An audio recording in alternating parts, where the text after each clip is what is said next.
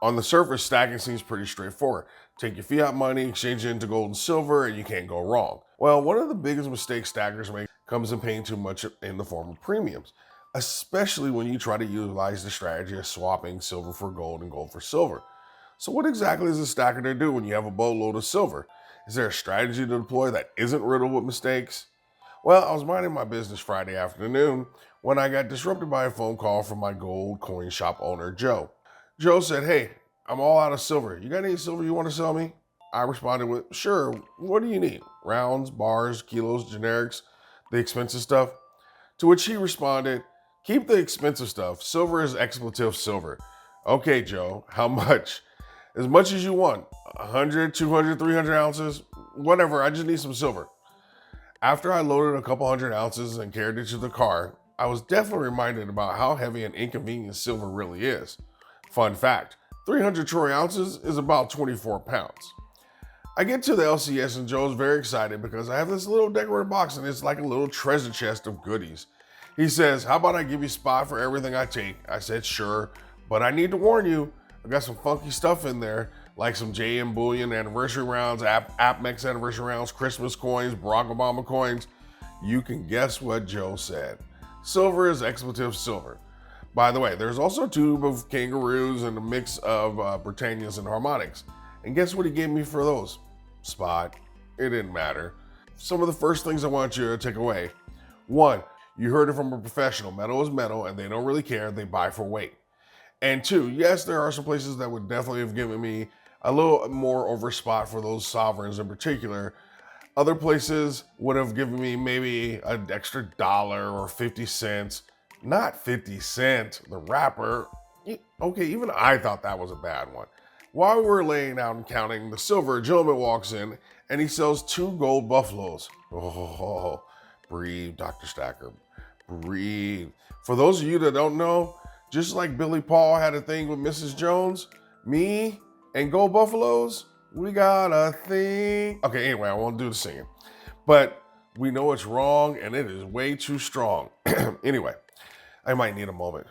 Spot was around 1747, and Joe gives the man $3,500 for 2 buffaloes, lessons 3 and 4. Another reminder, in a falling market, LCSs really won't pay much over spot because if the prices continue to fall, they are stuck with something that they can't sell and make money off of. And many times we talk about being at the LCS at the right time. I tell you this. And buying whatever they just bought, because it's awfully hard for them to mark up what you just saw them buy. So Joe doesn't know this yet, but I've already made up my mind that this exchange of silver for gold is definitely going to include him selling me those 2 buffaloes at spot or at $25 over. Joe counts out the 270 ounces and he knows me very well. He knows I love buffaloes like kids love cake.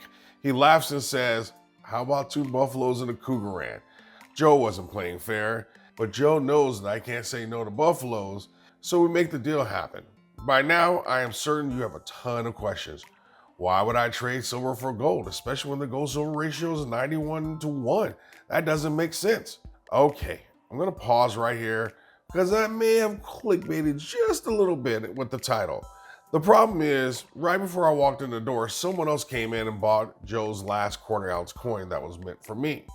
So technically, I walked out of the store with only 3 ounces with him owing me a quarter ounce. But that doesn't quite fit into a thumbnail very well. But that's not the real story. The real story got me to thinking was, would I do the same deal for just 3 ounces? And while it's not ideal, I think I would do it. Let me explain.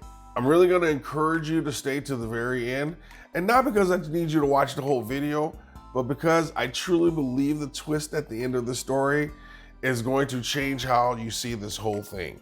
See, I was willing to make this kind of deal, especially with the GSR in the 90s, for a couple of reasons. So let's start with the math, because you always hear me say, let the math drive the decision. And while the math doesn't make sense on the surface, like beauty, that's only skin deep. So I've written this math section over and over again, and I've come to the conclusion that the real message or lesson is actually not about the math, because ultimately a loss is a loss, that nothing I say is going to change your mind. So instead of trying to change your mind around the math, I want to change your mind around the strategy and the mentality. Yes, it cost me $6,700 to buy those specific 270 ounces of silver, which I got back $5,600 worth of gold for, not counting the quarter ounce. So yes, the trade cost me $1,000, though I would argue that that money was already lost. It just wasn't actualized until I sold the 270 ounces. But here's where the strategy and the mentality come into play, which is a major part of why in the world I agreed to do this. A strategy of mine is as simple as buying back the silver for cheaper at a lower cost basis and recovering those losses when spot increases. When I did the math, at a spot price of $18.25, I could buy back all 270 ounces and break even when it gets back to my original cost basis. And if spot goes lower than that, I actually start to make a profit faster. Second concept, cash flow management. I could have used my fiat to make that purchase with Joe, but I'd have a lot less free cash. So I took a loss on money that was already spent, but I also got to receive my preferred metal instead. And I still have $6,000 in my pocket that I can deploy later to buy more metals. 3, when you add back the quarter ounce coin to the deal, the $1,000 loss actually becomes about $575. 4, I got to help out Joe, my LCS, and that's just good karma. Apparently, my additional ounces were the final pieces to a much, much larger deal he was putting together for someone else. So I got to save his bacon, so to speak. Regardless of all these points, let's get into the real investing takeaways that many investors don't always get or learn. 1, you can't be afraid to cut bait and walk away from a bad or underperforming investment. Too often, people just sit, hold, and watch their money disappear. Remember, a 50% loss on $100 leaves you with $50. And a 50% increase on that $50 means you only have $75. You're still negative. Losses are devastating and they take so much more to recover from. And sometimes we just got to be willing to cut bait. Let me ask you this. Forget all the hype you hear and speculation here on YouTube. If you really had to choose between silver and gold for the next 18 months, where would you rather have your money? Honestly, I think we would all say that gold has the strongest upside with the least amount of downside. I'm not saying silver isn't a good investment, that it won't have some explosive growth, or that it won't be a phenomenon. I mean a phenomenal investment in 10 years in particular. But taking the emotion out, we know silver is going to struggle for the short term. Gold typically moves first in the last leg of a bull market, and when silver does take off, it's usually a spike and not a sustained price elevation. So think back to a few months ago when gold was at its all-time high, reaching towards its all-time high. Where was the silver price? $26 or so. Yes, there's manipulation. We live in a world that we live in, and hollering and screaming doesn't change anything. We know the game is rigged, but that doesn't mean we can't win, but it does likely mean we can't play the game like normal. And for me, I'm willing to take a short-term $600 to $1,000 loss for all the potential upside that gold offers and the other flexibility and benefits I mentioned earlier. 2, I want you to open your eyes to not fall in love with any investment, including metals. There are times that you have to be willing to take some losses in order to seize other opportunities, especially if they're better. Trying to catch a falling knife is a bad idea, but not getting out of the falling knife's way is equally bad.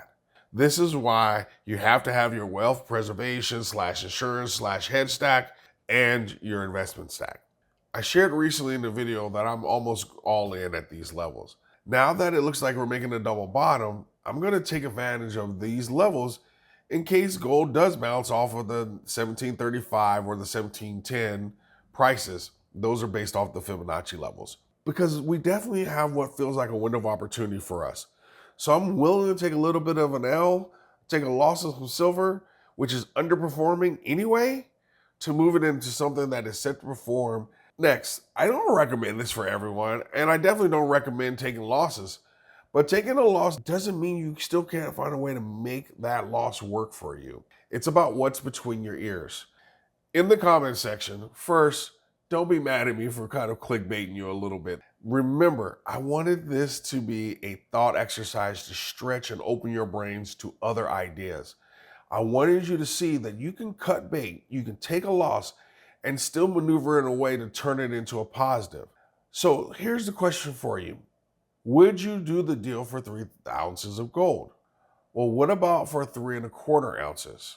What do you think about the idea of locking in a loss if prices are going down so that you can buy it back cheaper and actually get a lower cost basis? Why is it so hard to sell an investment for a loss?